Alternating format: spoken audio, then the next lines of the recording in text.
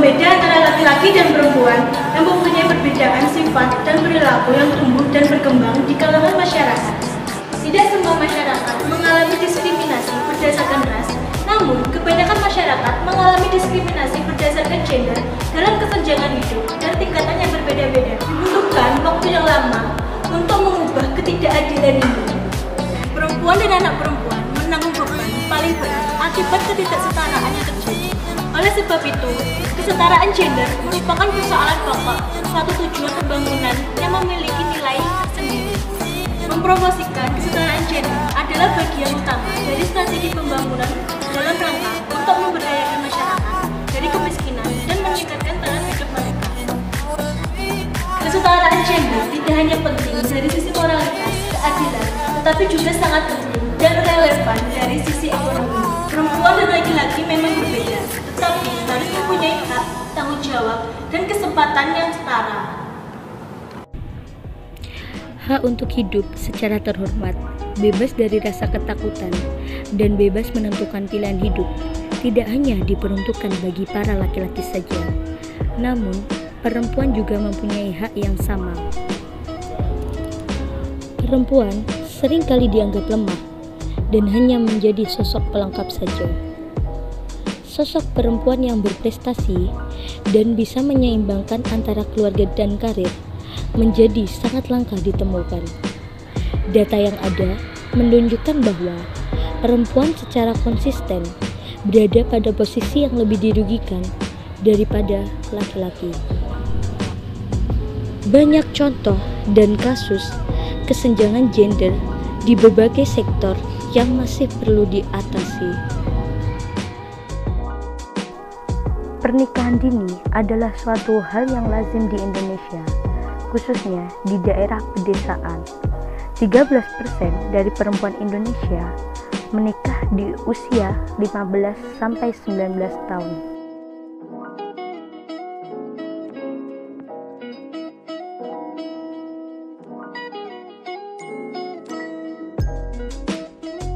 Adanya kesenjangan gender di pasar kerja.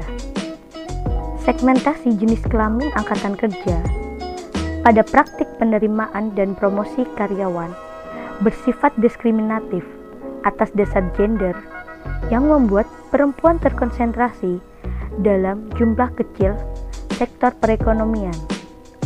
Umumnya pada pekerjaan-pekerjaan berstatus lebih rendah daripada laki-laki. Asumsi masyarakat yang menyatakan bahwa pekerjaan perempuan hanya sekedar tambahan peran dan tambahan penghasilan keluarga juga menjadi salah satu penyebab rendahnya tingkat partisipasi tenaga kerja perempuan. Indonesia telah menetapkan berbagai undang-undang untuk melindungi perempuan dari kekerasan fisik. Akan tetapi, terdapat beberapa bukti yang menunjukkan bahwa kekerasan fisik terhadap perempuan adalah hal yang umum di Indonesia.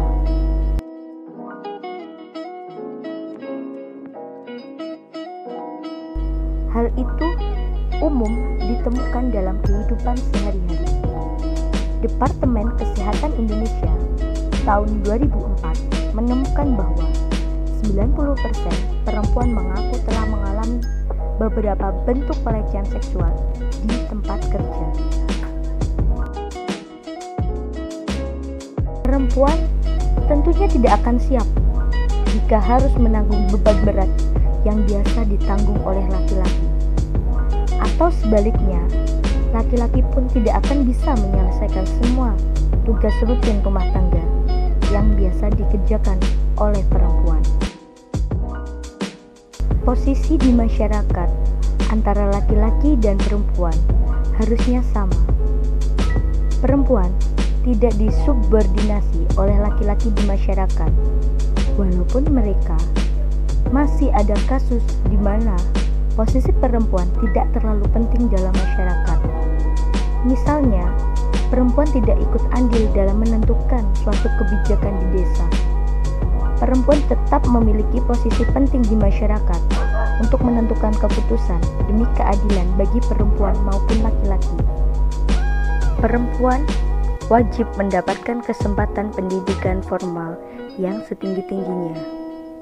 Pada dahulu kala, di masa Kartini, perempuan tidak diperbolehkan sekolah setinggi mungkin, atau bahkan mereka tidak diperbolehkan untuk sekolah. Perempuan dianjurkan cepat menikah walaupun masih berumur belasan tahun dan belum memiliki kesiapan fisik dan mental. Perempuan masa kini sudah menempati posisi di bidang pemerintahan, birokrasi, maupun politik. Hal ini sudah menunjukkan bahwa masyarakat semakin sadar akan kesetaraan gender. Namun, mungkin saja posisi pejabat perempuan untuk andil dalam membuat kebijakan masih kurang diperhatikan. Tidak hanya itu, perempuan juga berhak untuk menjadi seorang pemimpin organisasi, bahkan di dalam negara. Di dalam dunia pekerjaan, terkadang masih kerap ditemui diskriminasi bagi perempuan, mulai dari jam kerja sampai gaji. Bahkan, dalam pendaftaran di suatu pekerjaan pun, perempuan kerap dikategorikan untuk bidang tertentu. Misalnya, harus terlihat menarik, cantik, berbadan tinggi, langsing, sampai berwarna kulit tertentu.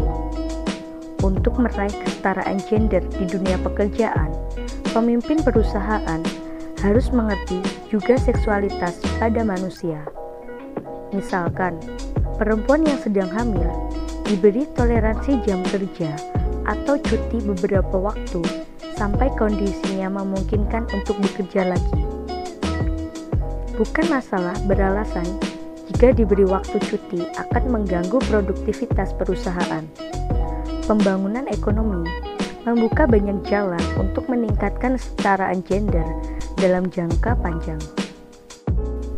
Dan masih banyak contoh kasus ketidaksetaraan gender yang terjadi di negeri kita ini. Mengapa gender dipersoalkan? Karena dalam kehidupan bermasyarakat, hubungan antara laki-laki dan perempuan yang didasarkan pada anggapan tentang identitas peran laki-laki dan perempuan telah menimbulkan ketidakadilan.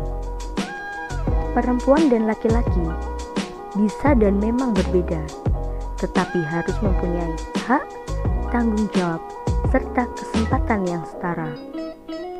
Membangun generasi kepemimpinan yang baru dan mengorganisir kapasitas di antara perempuan dalam angkatan kerja guna mendorong perempuan untuk paham arti kesetaraan gender di dalam dunia kerja yang sesungguhnya, sehingga perempuan bisa leluasa bersaing dalam dunia kerja yang sesuai dengan bidang yang dimilikinya. Jika perempuan sudah mempunyai atau memberikan kesejahteraan terhadap dirinya sendiri, maka akan memberikan kesejahteraan juga bagi perusahaan maupun keluarganya, sehingga dapat memberikan kondisi ekonomi yang lebih baik. Maka kekerasan, penganiayaan, pemerkosaan, maupun kasus perempuan yang lainnya dapat dengan sendirinya berkurang, karena perempuan memperoleh tempat kerja dan pekerjaan yang layak, sehingga mereka akan jauh dari kejahatan.